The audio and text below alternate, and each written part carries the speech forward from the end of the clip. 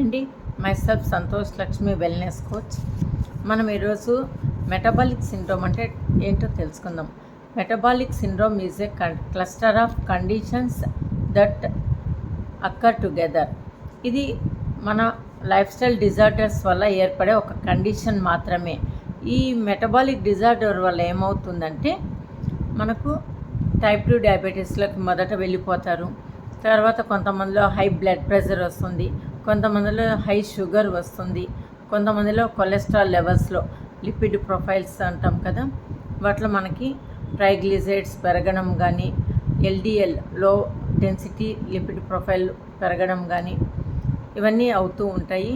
So మరి కొంతమందిలో ఏమవుతుందంటే హార్ట్ డిసీజెస్ రావడం కానీ, స్ట్రోక్స్ రావడము ఇలాంటివన్నీ అవుతూ ఉంటాయి. ఇంకొంతమందిలో ఏమవుతుందంటే నడుము చుట్టూ ఎక్సెస్ ఫ్యాట్ రావడము, అదే మనం ఒబేసిటీ అంటాము, ఓవర్ వెయిట్ అంటాము. ఇలా రావడం వల్ల కూడా వాళ్ళలో ఈ లైఫ్ స్టైల్ డిజార్డర్ వల్ల ఇవన్నీ రావడము. దీనికంటే మనం తొలగించుకోవాలంటే మనకు మంచి డైట్ తీసుకుంటూ కొంచెం ఫిజికల్ యాక్టిట్యూడ్ పెంచుకోవాలి. ఎక్సర్సైజ్ కానీ, యోగా కానీ, కొంచెం బ్రిస్క్ వాక్ చేయడం కానీ, ఇంకా అడిక్వేట్ రెస్ట్ తీసుకోవడం కానీ, మంచి న్యూట్రిషన్ డైట్తో పాటు మనం physical attitude and mental attitude చేయడం వల్ల ఈ మెటబాలిక్ సిండ్రోమ్ని మనం కంట్రోల్ చేసుకోవచ్చు. ఇది మనకు బాడీలో ఉన్న కండిషన్ మాత్రమే. దీనికి ఎటువంటి ట్యాబ్లెట్ లేకుండా మన లైఫ్ స్టైల్ చేంజెస్ చేస్తూ ఈ ఇష్యూస్ని క్లియర్ చేసుకోవచ్చు.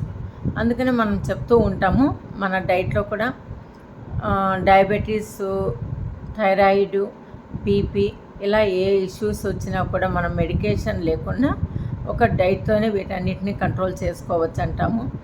మరి కొంతమందిలో పీసీఓడి, పీసీఓఎస్, ఇన్ఫర్టిలిటీ ఇష్యూస్ కూడా వస్తుంటాయండి. ఇవన్నీ మెటబాలిక్ డిజార్డర్స్. సో మీకు ఇంకా ఎటువంటి ఇన్ఫర్మేషన్ కావాలన్నా పక్కనే ఉన్న లింక్ను టచ్ చేసి మీరు మీ సందేహాలున్న మాతో కనెక్ట్ అయ్యి మీరు నివృత్తి చేసుకోవచ్చు. Okay, thank you so much అండి.